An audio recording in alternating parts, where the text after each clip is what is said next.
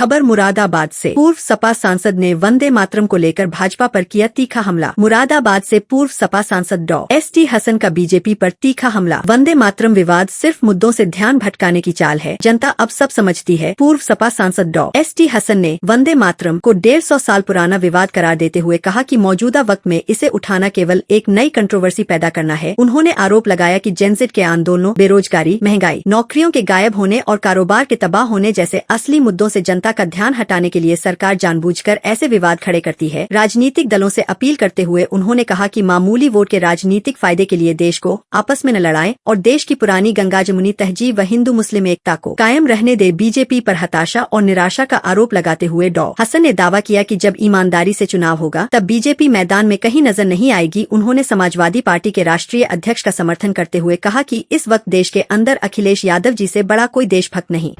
देखिए, वंदे मातरम बहुत पुराना विवाद है, तकरीबन 150 साल पुराना विवाद है। अब इस वक्त इसको उठाना, एक कंट्रोवर्सी पैदा करना, बहुत से मज़हब के लोग, ख़ास तौर से मुसलमान, सिख, ईसाई, वो उन चीज़ों को नहीं मानते जो सनातन वाले करते हैं। बहुत से सनातन भी बुत परस्ती को नहीं करते। तो ऐसी कंट्रोवर्सीज पैदा करना इस सरकार की आदत बन गई है, ताकि बहुत से इनके ऐप छुप जाएं। जो जैन जी का आंदोलन हो रहे हैं उसको शैडो कर लें।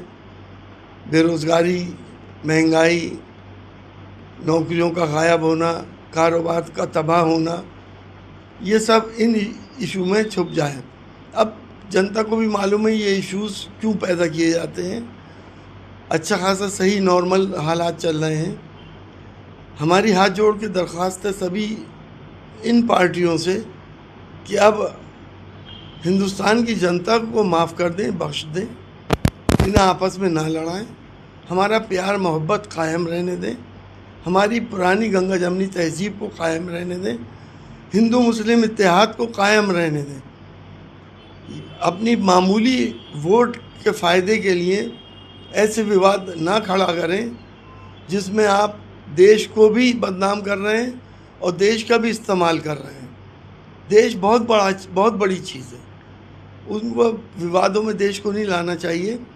ना ही वंदे मातरम ये बताएगा किसी को कि वो देशभक्त है या नहीं है। अब तो कानून बना ही दिया इन्होंने, लेकिन अगर हमारे उलमा इसके स्टडी करें और वो ये कहते हैं कि पढ़ सकते हैं तो हम पढ़ लेंगे, हमें कोई इतराज़ नहीं।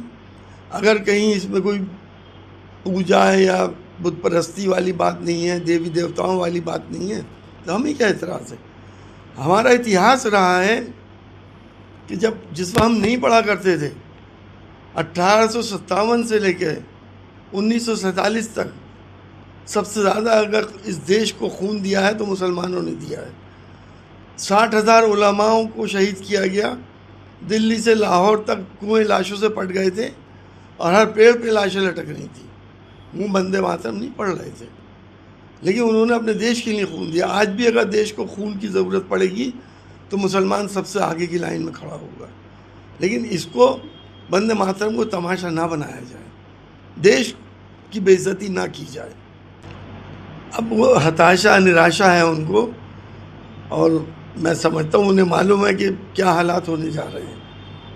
ईमानदारी से जब चुनाव होगा तो बीजेपी कहीं नज़र नहीं आएगी।